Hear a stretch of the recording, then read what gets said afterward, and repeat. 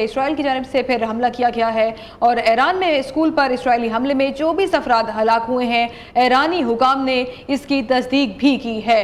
اسرائیل کی جانب سے بھی دوبارہ سے حملے کا آغاز کیا گیا ہے اور ان حملوں میں ایران میں اسکول پر اسرائیلی حملے میں 24 افراد ہلاک بھی ہوئے ہیں۔ ایرانی حکام نے بھی اس کی تصدیق کر دی ہے۔ جنوبی ایران میں بھی حملے کیے گئے ہیں۔ ایران کے شہر مناب میں اسرائیل کا لڑکیوں کے اسکول پر حملہ کیا گیا ہے جس کے نتیجے میں 24 ہلاکتیں ہوئی ہیں۔ انتہائی یہ افسوسناک بات ہے کہ حملے میں اور اس طرح کی حالت جنگ کے اندر انسانی جو جانیں ہیں ان کو بھی ٹارگٹ کرنا اور نشانہ بنانا اور انتہائی افسوسناک یہ عمل ہے اسرائیل کا۔ اور ہم نے دیکھا ہے جب بھی بات کی جائے اسرائیل کی تو ہمیشہ اسرائیل نے مایوس ہی کیا ہے، جس کی ایک حالیہ مثال فلسطین ہے جہاں پر انتہائی ظلم اور ستم ابھی تک جاری ہے۔ ہم دیکھ رہے ہیں لوگ آج تک شہید ہو رہے ہیں اور ایک بار پھر سے ہم نے دیکھا ہے کہ اس ایرانی حملے میں بھی آج کے جو حملہ کیا گیا ہے اسرائیل نے، اس میں جو اسرائیل نے لڑکیوں کے اسکول کو بھی ٹارگٹ کیا ہے جس میں 24 ہلاکتیں ہوئی ہیں اور اس کی تصدیق بھی ایرانی حکام نے کر دی ہے۔ ہنگامی حالات میں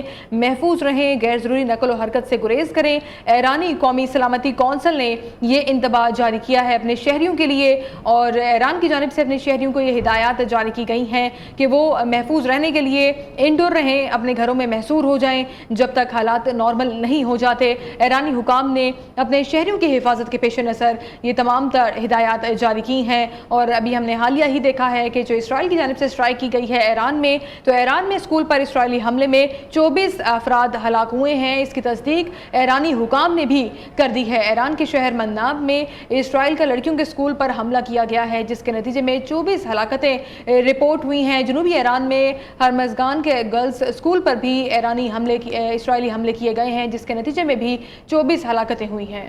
شہری تہران خالی کر دے، ایرانی قومی کونسل کا اعلان ہے۔ ایرانی آرمی چیف میجر جنرل نے یہ کہا ہے وہ محفوظ ہیں اور آپ کو بتا رہے ہیں کہ اسرائیل کی جانب سے ایران کے اسکول پر حملہ کیا گیا ہے اور ہیومن رائٹس کی وائلیشن کی گئی ہے، عام شہریوں کو نشانہ بنایا جا رہا ہے۔ شہری تہران خالی کر دیں، ایرانی قومی سلامتی کونسل کا شہریوں کو یہ مشورہ دیا گیا ہے۔ موجودہ صورتحال کے بعد دیگر شہروں علاقوں کا رخ کریں، یہ کہنا تھا ایرانی قومی سلامتی کونسل کا۔ آپ کو بتا رہے ہیں ہنگامی حالات میں محفوظ رہیں، غیر ضروری نقل و حرکت سے گریز کریں، یہ بھی کہنا تھا ایرانی قومی سلامتی کونسل کا۔ اور شہری تہران خالی کر دے، ایرانی قومی سلامتی کونسل کا شہری کو یہ مشورہ ہے۔ اور آپ کو بتائیں امریکہ اور اسرائیل نے ایران پر بڑا حملہ کر دیا۔ تہران، افغان اور لورستان، تبریز سمیت کئی شہروں پر فضا اور سمندر سے میزائل داغے گئے ہیں۔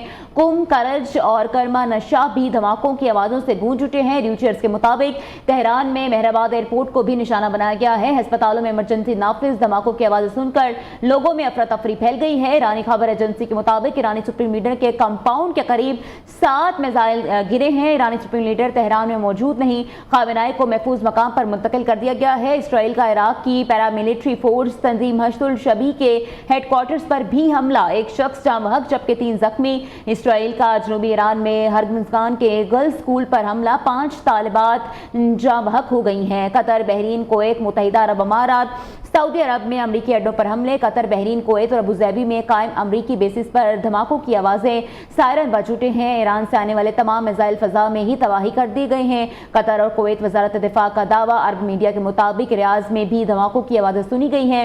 اسرائیل کا عراق کی پیراملٹری فورس تنظیم حشد الشبیح کے ہیڈ کوارٹرز پر حملہ،